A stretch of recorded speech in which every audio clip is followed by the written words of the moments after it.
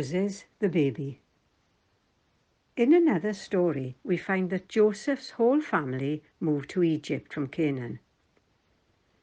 We go on now another 400 years and find that God's people have grown to thousands and thousands, and they are known as Hebrews. The king, Pharaoh, doesn't know about Joseph. All he cares about is that he has a massive number of foreigners living in his country, and he's afraid of them. They are mostly strong and healthy, and he thinks very soon they could fight against him. So he makes them slaves, and he works them very hard. This way he thinks they'll be too tired and weak to ever fight against him. Because God is with his Hebrew people, this plan doesn't work. They are still strong and they are still growing in number. So his next plan is to have the 2 midwives who help to deliver the Hebrews' babies to kill all the baby boys that are born. Now these 2 ladies just cannot do this. So they tell the Pharaoh that Hebrew women deliver the babies on their own before they have a chance to get to them because they're so fit and healthy. Now his third plan is again so very wicked. He orders his soldiers to go out among the Hebrews and kill all the baby boys. As it happens, a Hebrew couple have a baby boy who is beautiful. They hide him away from the soldiers for 3 months. But now he's too active to be hidden at home. The mother has a plan. She prepares a waterproof basket and puts her baby in it. Then she goes to the river and hides the basket among the reeds. Miriam, her daughter, hides close by to keep watch. Pharaoh's daughter, with her maids, come to the river to bathe and to the very place where the baby is hidden. The baby is crying loudly, and so she hears it and sends one of her maids to explore.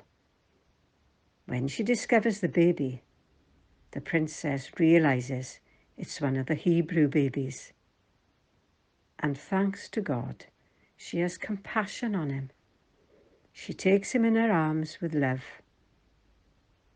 At this, Miriam runs to her and tells her that she knows of a woman who can nurse, that's feed the baby. This sounds like a good plan. So she gives the baby to Miriam and tells her that this woman can look after the baby until he can eat. She will even pay her to do this. And so the baby returns to his mother for a few years until he no longer needs his mother's milk. Sadly, she has to then give him up to the princess. But the princess loves him and names him Moses, which means that he was drawn out of the water. She looks after him, so he grows up in the palace. God is all the time preparing Moses for great work. But this is another story, because it's this Moses who God uses to rescue his people from slavery in Egypt and to bring them back to Canaan. And in a similar way, God sent his Son to rescue not just Hebrews, but the whole world. Jesus came to save his people from their sins. And we can become one of his people too.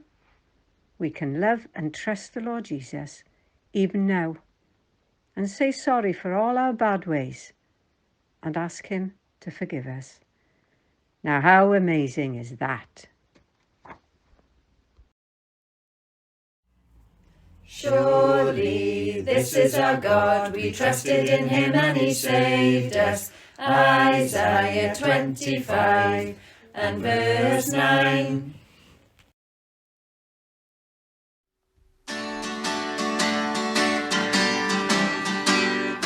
Once upon a time, it was many years ago, Jesus told the story of a man that you should know. He grew up on a farm and he had 100 sheep. The sheep would eat and eat and eat and eat. You're the sheep, Jesus said, far from home, all alone.